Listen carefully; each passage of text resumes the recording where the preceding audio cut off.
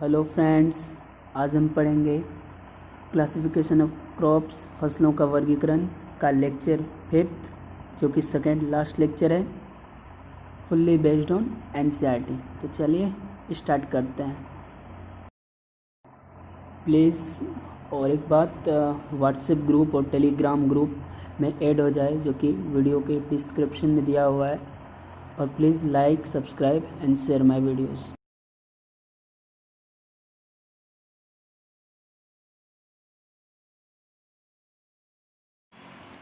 हमने कास्ट फसलों के बारे में डिस्कशन करा था पिछली क्लास में। कास्ट फसलों से हम लोग फर्नीचर, कुर्सी, टेबल आदि और भी बहुत सामग्री बना सकते थे। ओके फ्रेंड्स, तो कास्ट फसलों के एग्जाम्पल में हम देखे थे शीशम था, साल था, सागौन था, पॉपुलस था, आम, जामुन, अखरोट, सहतूत, ये आते थे। ओके, आज हम 5th लेक्चर स्टार्ट करेंगे। आज हम एनसीईआरटी कवर करेंगे और कल के लेक्चर में मैं बोला था और 2 लेक्चर में कंप्लीट होगा, तो मैं कल के लेक्चर में मैं क्वेश्चंस करवाऊंगा और इन्हांसमेंट सीट जो है वो व्हाट्सएप पे आ जाएगा, टेलीग्राम पे आ जाएगा। तो टेलीग्राम पे नीचे डिस्क्रिप्शन में लिंक दिया हुआ है, व्हाट्सएप और टेलीग्राम दोनों का, तो वो ग्रुप में आप ज्वाइन हो जाएं। ओके, तो आज बिहार एग्रीकल्चर एनसीईआरटी को हम कवर कर रहे हैं। ओके फ्रेंड्स, तो चलिए स्टार्ट करते हैं। आप ये फिगर देख रहे हो, ये जामुन की है, जो कि बहुत उपयोगी माना जाता है। और ये किस में आते हैं? ये कास्ट फसलें में आते हैं। अगर ऑप्शन में रहा जामुन, अगर रहा कास्ट फसल के ऑप्शंस में, अगर क्वेश्चंस में के, तो आप इसमें कास्ट फसल देंगे। ओके गाइज, तो जामुन जो है वो कास्ट फसलों में आते हैं। तो अब एनसीईआरटी भी देख लेते हैं, फिर से एक बार कास्ट फसल को हम पढ़ते हैं। नाम से ही पता चलता है, cash crops, woods crops. Okay, तो इसमें हमको नाम से पता चलता है कि इसका उपयोग हम ईंधन, फर्नीचर, भवन निर्माण, कागज़ एवं रेयन उद्योग में किया जाता है। इसके अतिरिक्त कास्ट से फाइबर, कागज़, स्नेहक, मोटर गाड़ियों के तेल, साबुन, पशु आहार एवं अन्य लाभदायक वस्तुएं भी प्राप्त करते हैं। कास्ट के मुख्य पौधे जो है वो शीशम है, साल है, सागौन है, गम्हार है, कटहल है, काला सिरिस है, तून है, पॉपुलस है, आम है, जामुन जो कि भी मैं दिखाया था वो, अखरोट वो भी मैं दिखा रहा हूँ, और सहतूत। ये सारे कास्ट फसलों के उदाहरण है, एग्जाम्पल्स हैं। ओके गाइस, ये डायग्राम देख रहे हो, ये कटहल का, ये किन के अंतर्गत आते हैं? कास्ट फसल के एग्जाम्पल है, ये कास्ट फसल के एग्जाम्पल है। और गैस, तो कोई बोलेगा कास्ट फसल के एग्जाम्पल, क्योंकि इससे हम फर्नीचर प्राप्त करते हैं, इससे हम फर्नीचर प्राप्त करते हैं। ओके गैस, इसलिए कास्ट फसल। इसके और एग्जाम्पल्स में दिखा रहा हूँ आपको। ओके, ये अखरोट का पेड़ है। ओके, इनका लकड़ी से हम फर्नीचर बनाते हैं, कुर्सी, टेबल और भी वस्तुएं बनाते हैं। तो ये भी कास्ट फसल के एग्जाम्पल है, ये भी कास्ट फसल के एग्जाम्पल है, ये याद रखेंगे आप लोग। ओके गैस, अब देखिए हरी खाद की फसलें, ग्रीन मैच्योर क्रॉप्स, हरी खाद की फसलें। ओके, देखिए जैसे खेत में अगर हम खाद नहीं डालते हैं, खाद को जो है खाद लाने के लिए हम मूंग, लोबिया, वो अगर 2 क्रॉप लगाने के बीच में लगाते हैं तो उसको बोलते हैं हरी खाद की फसलें। एनसीईआरटी बोल रहा है हरी खाद की फसलों को कुछ समय तक उगाने के बाद नाइट्रोजन की बचत के लिए मिट्टी में दबा दिया जाता है। नाइट्रोजन का जो है बचत के लिए मिट्टी में क्या है, उनको दबा दिया जाता है। और दलहनी फसलों, दाल वाली फसलों जो है को अधिकतर हरी खाद के लिए उगाया जाता है। जैसे देखिए दाल वाली फसलें आपको पता होगा कौन है, जैसे आपका हुआ सनई, मूंग, उड़द, लोबिया इत्यादि। ये किनके फसल में आते हैं? ये आते हैं हरी खाद वाली फसलों के एग्जाम्पल्स हैं। ओके गाइस, तो हम देखते हैं जैसे मूंग का पौधे को देखते हैं। देखिए ये मूंग, ये क्या है? हरी खाद वाली फसलें है। ये क्या है? हरी खाद वाली फसलें है, ग्रीन मैन्योर है, उनके आते हैं। इनको हम फिर क्या करते हैं, इनको हम ट्रैक्टर से हल इस पर चलाते हैं तो ये मैच्योर हो जाता है, एक खाद बन जाता है। ओके गाइस, ये किन के एग्जाम्पल हुए? हरी खाद की। ओके, देखिए मूंग के पौधे कैसे लगे हुए हैं, तो एक डायग्राम में दिखा रहा हूँ आपको, इससे क्लियर हो रहा है। ओके, फुल्ली एनसीईआरटी है। ओके, एक इनके ये आपके हरी खाद। ओके गाइस, तो चलिए अब आगे बढ़ते हैं। अब हम पढ़ेंगे फसलों का पारिस्थितिक के आधार पर वर्गीकरण, classification crops on the basis of ecology. Okay guys, अब फसलों का पारिस्थितिक आधार पर पढ़ेंगे। देखिए, इन फसलों के पौधे की बाहरी एवं आंतरिक संरचना जो है पर उनके वातावरण का प्रभाव पड़ता है। बाहरी और आंतरिक पर उनका इकोलॉजी, उनका जो है इन्वायरमेंट, उनका वातावरण का प्रभाव पड़ता है। पौधे में स्वयं को वातावरण में समायोजन करने की सामर्थ्य होती है, खुद का समायोजन करने की सामर्थ्य होती है, जिसके अनुकूल जो है एडेप्शन की क्षमता जो है, जिसमें एडेप्शन की क्षमता कहते हैं। ओके, अनुकूल का तात्पर्य पौधे के वो विशेष बाहरी एवं आंतरिक संरचनाओं के विकास है जिससे वातावरण विशेष में पौधों में वृद्धि करने, फलने, फूलने तथा प्रजनन के लिए पूर्ण सक्षमता प्राप्त हो जाती है और वे अपना जीवन चक्र पूरा करते हैं। तो ये किनकी, ये फसलों के पारिस्थितिक के आधार पर वर्गीकरण है। देखिए, फसलों का पारिस्थितिक आधार पर इनको निम्न विभाजित किया गया है, तो इनको हम देखेंगे अभी। ओके गाइस, तो कल का समाप्त आज है classification of crops on the basis of ecology. Okay, आज हम पढ़ेंगे कैसे होता है वातावरण के आधार पे कैसे उनको करते हैं। ओके गाइस, तो पहले हम एनसीईआरटी रहते हैं और कुछ मैं इंग्लिश स्टूडेंट के लिए उनके लिए भी एक स्लाइड दूंगा, तो वो भी देख लेंगे। ओके गाइस, तो चलिए देखते हैं। एक होता है जलोद्भिद फसलें, ओके, हाइड्रोफाइट्स क्रॉप्स। देखिए, ये फसलें बहुत अधिक पानी वाली जगहों पर पाई जाती है। तो कहाँ पर, बहुत जहाँ पे पानी अधिक रहता है वहाँ पे ये फसलें पाई जाती है। ओके, जलोद्भिद फसलें कहाँ पर, देखिए नाम से स्पष्ट है, हाइड्रोफाइट्स। हाइड्रो मीन्स होता है वाटर। ओके,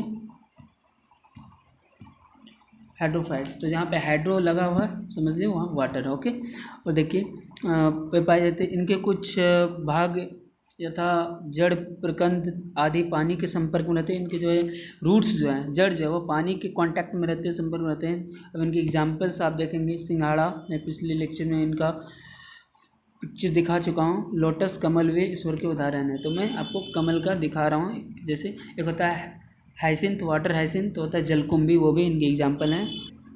देख लीजिए, ये लोटस में, ये हाइड्रोफाइट्स की एग्जाम्पल है, हाइड्रोफाइट्स की एग्जाम्पल है। ओके गाइस, डोंट फॉरगेट, भूलिएगा नहीं। ओके, क्योंकि इनके रूट्स जो है वो वाटर के कांटेक्ट में रहते हैं। Okay guys, for English students देखिए, हाइड्रोफाइट्स जो है वो प्लांट्स है that's require large supply water. इनको बहुत ही वाटर का एक लार्ज सप्लाई की ज़रूरत होती है इनको। ओके गाइस, इनको हाइड्रोफाइट्स बोलते हैं। और देखिए, ये हाइड्रोफाइट्स ग्रो इससे करते हैं, तो ये याद रखिएगा, ये ग्रो करते हैं एक पार्शली, ओके, एक पार्शली और एक सबमर्ज इन वाटर। ओके, और जो है स्टीम और लिप्स जो है वो उनके पास एक लिटिल होता है, और क्यूटिकल इनके पास नहीं होते। Cuticle means outer wax layer of leaf का होता है। और ये जो है as they do not need, इसको जो है वाटर कंजर्व करने की आवश्यकता नहीं होती। ये किन के अंतर्गत आते हैं, हाइड्रोफाइट्स। ओके गाइस, अब हम आते हैं शुष्कोदबित फसलें, जेरोफाइट्स क्रॉप्स। ओके, देखिए ये फसलें बहुत ही शुष्क वातावरण एवं भूमि में पाए जाते हैं। इन क्षेत्रों में या तो पानी कम होता है अथवा होता ही नहीं। इसमें या तो पानी कम होता है या होता ही नहीं, जैसे एक नागफनी होता है। ओके, स्ट्रक्चर लाइक स्नेक्स के स्ट्रक्चर के टाइप में होते हैं, इनके उदाहरण है। ओके, अब आगे आते हैं, एक होते हैं मध्योद्भिद फसलें, मेसोफाइट्स क्रॉप्स। ये फसल जो है, ये फसल सामान्य वातावरण भूमि में पाए जाते हैं, यानी एक नॉर्मल एनवायरनमेंट में पाए जाते हैं। इन क्षेत्रों में ना तो पानी कम होता है और न ही प्रकाश की कमी। इसमें ना तो पानी की कमी होती है और ना प्रकाश की, एक नॉर्मल एनवायरनमेंट में होता है। ओके, सामान्य वातावरण में। तो इनके एग्जांपल आप देखेंगे, धान है, गेहूं है, आम है, चना है, सरसों, गुलाब, इसके एग्जांपल्स हैं। ओके गाइस, इस समझ में आ गया। मध्योद्भिद फसलें, शुष्कोद्भिद फसलें आ गया, जलोद्भिद फसलें आ गया, हाइड्रोफाइट्स और जेरोफाइट्स फसलें आपको समझ में आ गया है, और मेसोफाइट्स भी आ गया है। ओके गाइस, अब हम देखेंगे लवणोद्भिद फसलें। तो देखिए हेल्फाइट्स क्रॉप्स, यह फसलें विशेष वातावरण एवं भूमि में पाए जाते हैं। विशेष वातावरण भूमि, इन क्षेत्रों में जल एवं पानी के सोडियम, इसमें क्या देखिए इसके क्षेत्र में जल एवं पानी में सोडियम क्लोराइड रहता है NaCl, मैग्नीशियम क्लोराइड रहता है, मैग्नीशियम सल्फेट रहता है। जैसे लवण की अधिकता होती है, और जैसे लवण की इसमें जो है ये सारे लवणों की अधिकता होती है। मुंबई, केरल, अंडमान निकोबार द्वीप समूह में समुद्र तटीय चांचली अनूप वनों, इनको लिटोरल स्वयं बोलते हैं, के मैनोग्रोव वनस्पति इनके उदाहरण हैं। तो एग्जाम्पल्स याद रखेंगे। ये मेसोफाइट्स मध्योद्भिद, देखिए mesophytes require an environment that is neither too wet not too dry. Okay, requirement होता है इसमें ना ही तो वेट होता है और नॉट टू ड्राई, इसकी आवश्यकता इसमें नहीं होती है। ओके गाइस, देखिए इसमें वाटर लॉस्ट होता है स्टोमाटा से और matches by water gain from the environment, very simple है ये। और देखिए आगे इनके, और विंटर सीजन में जो प्लांट्स जो है अपने लीव्स को सेट करते हैं। ओके, और पेरेनियल्स जो सर्वाइव करते हैं अनफेवरेबल कंडीशन में by dying down and surviving underground. Okay, annual survivors dormant seeds, this is important. Okay, अब पढ़ेंगे कृषि महत्व के आधार पर वर्गीकरण, classification on the basis of agriculture importance. Okay, classification on the basis of agriculture importance. बीज, आकार, फसल की जल मांग, मृदा उर्वरता, जड़ों की बढ़ाव आदि के आधार पर किसानों को हित में इस वर्गीकरण की किया गया। ओके, किसानों के हित के लिए इस वर्गीकरण किया गया। जैसे बीज का आकार, सीड साइज। ओके, बुआई की गहराई का संबंध बीज के आकार से होता है। देखिए जब हम बुआई करते हैं उसका संबंध किससे होता है? सीड का साइज से होता है, बीज का आकार से होता है। मोटे बीज अधिक गहराई पर, जो बीज मोटे हैं जैसे मकई का बीज हो गया, ओके, मक्का का, वो अधिक गहराई पर, एवं छोटे बीज कम गहराई पर। छोटे बीज जैसे हो गया आपको तोरी का हो गया, ओके, गोभी का हो गया, इनका हम क्या करते हैं कम गहराई पर। इस आधार पर फसलों को 3 वर्गों में बांटा जा सकता है। ओके, इस प्रकार से हम फसलों को 3 वर्ग, एक होते हैं छोटी बीज वाली फसलें, स्मॉल सीड क्रॉप्स, जैसे हुए गोभी हुए, बरसिम हुए, सरसों हुए। मध्यम आकार वाले बीज देखिए क्या होता है, इसमें जो है मीडियम सीड साइज क्रॉप, इनमें आते हैं गेहूँ, जौ, धान, जई, ज्वार। ओके, और एक आते हैं बड़े बीज वाली फसल, लार्ज साइज सीड क्रॉप, हम बताएं जैसे इसमें होता है आपका मक्का, मटर, चना, कपास, अंडी। ओके, और जड़ों की गहराई कैसे हम देखते हैं फ्रेंड्स, मिश्रित खेती एवं फसल चक्र में फसलों के चयन में अलग अलग गहराई से पोषक तत्वों एवं नमी के अवशोषण के आधार पर फसलों का चयन किया जाता है। मिश्रित खेती समझ में नहीं आया तो बोलिए, depth approach how to know. देखिए मिश्रित खेती एवं फसल चक्र में फसलों के चयन में अलग अलग गहराई से पोषक तत्वों एवं नमी के अवशोषण के आधार पर फसलों का चयन करते हैं। Okay, underline. कम गहराई वाली फसली के साथ ज़्यादा गहरी जड़ वाली फसलों को फसल चक्र में रखकर बेहतर नमी एवं पोषक तत्व प्रदान पाते। देखिए कम गहराई वाली फसल को जो है उसको ज़्यादा गहरी जड़ वाली फसल के साथ चक्र में रखते हैं और बेहतर नमी एवं पोषक तत्व प्रबंधन प्राप्त होता है उससे। और जड़ों के आधार पर फसलों का वर्गीकरण 2 भागों में किया गया है, अब वो देखेंगे हम। उनसे पहले हम देखेंगे छोटी बीज वाली फसल। ये है आपको गोभी का सीड है, आपको गोभी का सीड है, गोभी का बीज है। ओके, ठीक है, सबसे छोटा बीज ये होता है। ओके, याद रखना, बस इनसे ही पता चलता है। और देखेंगे जूम आउट करके मैं दिखा रहा हूँ, ये क्या है, ये गोभी का है। ओके, ये आप याद रखना, मैं जूम आउट करके भी आपको दिखला दिया। ओके, तो इनके क्या होते हैं, बहुत छोटे सीड होते हैं। और ये रहे सबसे बड़े बीज, इनको बोलते हैं मेज। ओके गाइस, इनको हम बोलेंगे मेज, सबसे बड़े बीज ये होते हैं। ओके, दिस इज मेज, इनको मक्का बोलते हैं, सबसे बड़े बीज होते हैं। देखो मक्का देखे हो ना यार, कितने बड़े बड़े बीज होते हैं। और तोड़ी, गोभी, इनके कितने छोटे बीज होते हैं। ओके, मुझे लगता है आने वाले लेक्चर में इस लेक्चर में ये पूरा नहीं होगा। ओके गाइस, आने वाले लेक्चर में एनसीईआरटी का क्वेश्चंस भी पूरा करूँगा और ये चैप्टर भी कवर कर दूँगा, लेकिन मैं 2 लेक्चर में इनको पूरा करूँगा। ओके, प्रॉमिस क्या हो यार, प्रॉमिस कैसे तोड़ सकते हैं। बस सब्सक्राइब करिए, लाइक करिए और एग्रीकल्चर स्टूडेंट के साथ शेयर करिए। जितना शेयर करोगे उतना ज़्यादा वीडियो में लाऊंगा, उतने फास्ट लाऊंगा। देखिए फर्स्ट चैप्टर कितना जल्दी समाप्त हुआ है। ओके। बहुत ही जल्दी। तो मैं इनको दिसंबर तक सिलेबस समाप्त कर दूंगा एग्रीकल्चर का। ओके गाइस, बस मेरे साथ चलिए आप। और मैं कीवर्ड्स दूंगा आपको व्हाट्सएप ग्रुप पे और टेलीग्राम ग्रुप पे। तो मैं फिर से बोल रहा हूँ, ऐड हो जाइए वहाँ पे, हो जाएंगे ना? गुड। ये कटोरा में रखा हुआ है, क्या है? बड़े बीज वाले फसल है। ये क्या है? बड़े बीज वाले फसल है, याद रखना। तो यार बिहार एग्रीकल्चर है। ओके, 12th की क्लास। कोई बच्चे बोल रहे हैं 11th कब स्टार्ट हो? 11th भी स्टार्ट होगा, बट अभी बोर्ड्स एग्ज़ाम्स नज़दीक आ गए हैं। तो पहले मैं चाह रहा हूँ कि आप लोग का NCERT ख़त्म कर दूँ और बोर्ड्स में अच्छे नंबर्स लाएंगे, फिर BCC एग्ज़ाम्स देंगे। तो मैं बोर्ड पे भी बताना स्टार्ट करूँगा बस 3-4 महीने बाद अभी इस पर, क्योंकि अगर सारे बच्चे आ जाएंगे तो मैं बोर्ड पे बताना स्टार्ट कर दूँगा। अभी व्यूज़ भी बहुत कम है। आप फिर से मैं बोल रहा हूँ, please share my videos in your all groups, WhatsApp groups, Telegram groups, और गैस फेसबुक, इंस्टाग्राम, फिर ना सबको पता चलेगा तो फिर मैं आगे का वीडियो और लंबे लंबे लूँगा। और ये रहे हमारे मध्यम आकार के बीज, जिनको हम बोलते हैं वेट। क्या बोलते हैं? वेट। गेहूँ। ओके, गेहूँ जिनसे हम आटा रोटी खाते हैं, गोल गोल।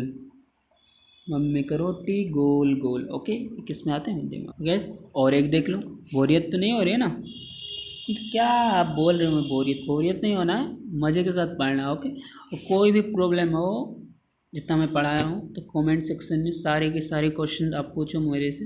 ओके, देखो मैं तो वैसे ही पूछता हूँ, आप पिछले क्वेश्चन के आंसर भी नहीं किए हो तो प्लीज़ करो। और सारे लेक्चर देखो, हर एक लेक्चर का लिंक आपको डिस्क्रिप्शन में मिलेगा। ओके, तो डिस्क्रिप्शन देखो। तो हम NCERT पे यहाँ थे। जड़ों के आधार पर फसलों का वर्गीकरण 2 भागों में किया गया है। ठीक, उथली जड़ वाली फसलें, सैलो रूटेड क्रॉप, इसमें आते हैं धान, गेहूँ, मक्का, जौ। इसको बस ध्यान में रखना है। ओके, गहरी जड़ वाली फसल, इसमें आते हैं अरहर, कपास, जौ, ज्वार। इसमें मैं डायग्राम नहीं दिखा रहा हूँ, कि मैं दिखा चुका हूँ कि बहुत लेट हो जाएगी। ओके, अब देखिए, जड़ों पर ग्रंथियाँ, नोड्यूल्स एंड रूट्स। ओके, जो मिट्टी में नेत्रजन की मात्रा में, यहाँ पे मिस्टेक हो गया। ओके गाइस, नेत्रजन की मात्रा, ओके, फसलों के प्रयोग से वृद्धि होती है, क्योंकि इनके जड़ों पर जीवाणुओं द्वारा ग्रंथियों का निर्माण किया जाता है। इनके जड़ों पर जीवाणुओं द्वारा जो है ग्रंथियों का निर्माण किया जाता है। वातावरण से नेत्रजन एकत्रित करती है। ओके, एवं पौधे को आपूर्ति करती है। इस आधार पर फसलों को 2 वर्गों में बांटा गया है। एक होते हैं दलहनी फसलें, जिनको लेग्यूमिस बोलते हैं, ये हम आपको बता चुके हैं। इसमें दलहनी फसलें क्या होता है, मटर, चना, ये आपको पता है। ओके, इनको मैं फिर से नहीं बोलूँगा। और एक आते हैं अदलहनी फसलें, नॉन लेग्यूमिस प्लांट, इसमें आते हैं जो दलहनी नहीं है। ओके, गेहूँ, ज्वार, उर्वरक, ये भी बता चुके हैं। अधिक आवश्यक, एक होता है पानी की आवश्यकता, वाटर रिक्वायरमेंट। तो ये देखिए, फसलों को जल की आवश्यकता के आधार पर निम्न वर्गों में विभाजित किया गया है, बताया हुआ है। फिर से मैं रिवीजन करा दूँ। ओके, अधिक पानी सहन करने वाले फसल, ये भी हम बता चुके हैं, धान है, सिंघाड़ा है। मैं इनका फिगर भी आपको दिखला चुका हूँ। अधिक सिंचाई सहने वाली फसल, गन्ना, आलू, सब्जियां व बरसीम। ओके, ये भी मतलब जितना पानी दोगे वो चलेगा। ओके, औसत सिंचाई वाली फसल, गेहूं की ऊंची जातियाँ। ओके, मक्का, जौ, मई, लोबिया, ये भी मैं सारे के सारे में बता चुका हूँ। NCERT में बस रिविज़न करा रहा हूँ। कम सिंचाई वाली फसलें, चना, मटर, अरहर, बाजरा व कपास। ओके, सूखा सहन करने वाले, ज्वार, ग्वार, बाजरा, कपास व सांबा, ये भी पता है। अब देखिए, मृदा समूह व मृदा बनावट, soil texture and soil pH। देखिए, मृदा समूह व मृदा कणों के गठन के आधार पर भी फसलों को विभिन्न वर्गों में रखा जाता है। ये वर्ग निम्न प्रकार के, अब देखिए इनके कौन से टाइप से, मृदा समूह व मृदा बनावट के आधार पर। एक होता है मटियार भूमि की फसलें, क्रॉप्स ऑफ हैवी सॉइल्स, इनमें आते हैं धान, कपास, चना। ओके, मटियार भूमि में कौन आते हैं? धान, कपास, चना, याद रखना। सारे WTP में रहेंगे, सारे में क्वेश्चन पूछूंगा। आप क्वेश्चन टेस्ट देते देते आपको याद हो जाएगा। ओके, दोमट भूमि, देखिए क्रॉप्स ऑफ लोमी सॉइल्स में आते हैं, सभी फसलें इसमें उगाए जाते हैं। ओके, अब आते हैं दोमट बलुआर भूमियों की फसलें, crops of Sandy Lomb soils. आलू, गाजर, सलजम, मूली, चुकंदर व शकरकंद इसके अंतर्गत आते हैं। ओके, एक आते हैं रेतीली भूमि फसलें, crops of Sandy soils, okay, जिसमें बालू ज़्यादा रहता है। खरबूजा और तरबूजा, ये आसान है, खरबूजा का भाई तरबूजा, एक जिसमें रेतीली में आते हैं। ओके, और उस पर भूमियों, देखिए ऊसर भूमियों की फसलें, इसमें आते हैं क्रॉप्स ऑफ यूजेस सॉइल्स, इसमें आते हैं धान, चुकंदर, कपास, जौ, बरसिम और गोभी। ओके, एक आते हैं अम्लीय भूमियों की फसलें, एसिड सॉइल्स, इसके अंतर्गत राई आते हैं। ओके गाइस, मृदा कटाव को बढ़ाने वाली फसलें, मक्का, सरसों, अंडी, अरहर। ओके, मृदा कटाव को घटाने वाली फसलें, जो मृदा के कटाव को, मिट्टी के कटाव को घटाता है, वो कौन है? मूंग है, लोबिया है, गेहूँ है, इसको हरी खाद में भी लाया जाता है। ओके, याद रखना। और अब पढ़ेंगे फसलों की जातियों का वर्गीकरण। ओके, तो मैं नेक्स्ट लेक्चर में इन पे बात करूँगा, और याद रखिएगा इन पे मैं नेक्स्ट लेक्चर में बात करूँगा। और जितना पढ़ाया हुआ है उनका आप रिविज़न करिए। मैं आपको व्हाट्सएप और टेलीग्राम पे क्वेश्चंस में सेंड करूँगा एनसीईआरटी का, अभी एनसीईआरटी का करूँगा, और उनको आपको देखना है, और मैं डिस्कशन करूँगा आगे के लेक्चर में, 6th लेक्चर में, और उसमें ये कंप्लीट भी हो जाएगा चैप्टर और डिस्कशन भी हो जाएगा। ओके, दोनों काम हम करेंगे उसमें। आज के लिए इतना ही, इकोलॉजी में मिलते हैं नेक्स्ट लेक्चर में, और उसमें हम बात करेंगे, और फिर नेक्स्ट लेक्चर भी समाप्त हो जाएंगे, चैप्टर भी समाप्त हो जाएंगे, फिर हम स्टार्ट करेंगे जो हम देखेंगे। ओके, वो हम कल बताएंगे। Please like, subscribe and share, क्योंकि जितने व्यूज़ होंगे और भी वीडियोज़ आएगा। प्लीज़, मैं देख रहा हूँ बहुत ही कम व्यूज़ जा रहे हैं गाइस, बहुत ही कम, तो इनसे मन नहीं करता है वीडियो बनाने का। ओके, तो इनसे आपको घाटा है, मुझे नहीं है। ओके, प्लीज़ शेयर करिए, सब्सक्राइब करिए। मैं अगर बीच बीच में इतना सब्सक्राइब शेयर बोलूँगा तो उससे टाइम बहुत ही ज़्यादा वेस्ट होता है, तो इससे अच्छा है कि आप खुद कर दो, अच्छा रहेगा। ओके गाइस, ठीक है, take care, bye, see you on next lecture, and happy Rakshabandhan advance, मनाइए रक्षाबंधन। Okay guys, bye.